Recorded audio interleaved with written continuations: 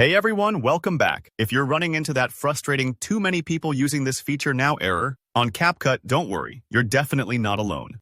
In this tutorial, I'll walk you through a series of practical steps to solve this exact issue so you can get back to editing your videos without those annoying interruptions.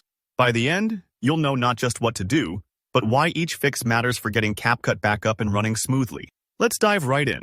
First things first, if you're using a VPN or have private DNS enabled on your device, now is the time to turn those off. You might be wondering, why does that even matter? Well, CapCut servers need to verify your real connection location to let you in, and sometimes VPNs or altered DNS can make it look like you're coming from somewhere unexpected. This can trip up their system and cause that error. On your phone, you can head into your network settings and toggle off private DNS. It's tucked away under advanced network options on most Android devices. If you've got a VPN running, just disable it for a bit and give CapCut another shot. Sometimes, the simplest network tweaks solve the most mysterious problems. Next up, let's talk about clearing the CapCut app cache. Over time, your app can get bogged down with temporary files and data, especially after lots of edits or exports.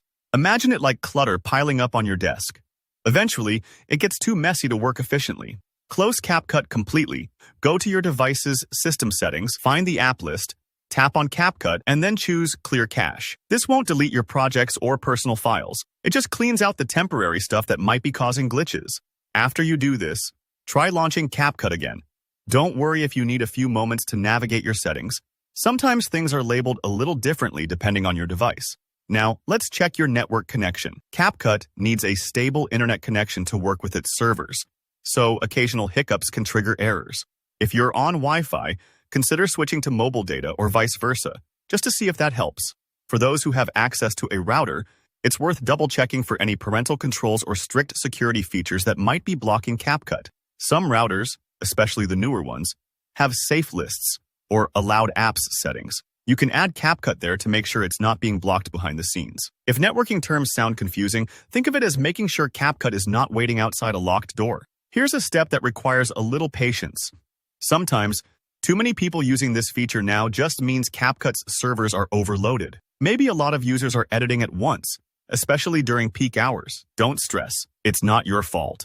All you can do is wait 10, 15, maybe even 30 minutes and try again. These kinds of hiccups happen even with big platforms, and usually things smooth out quickly.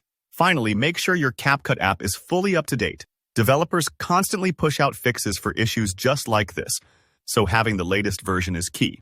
Just head to the official CapCut website or your system's app store, check if there's an update, and install it if available. Even if your app feels fresh, there might be a subtle patch you're missing, and updates often optimize connections to the server.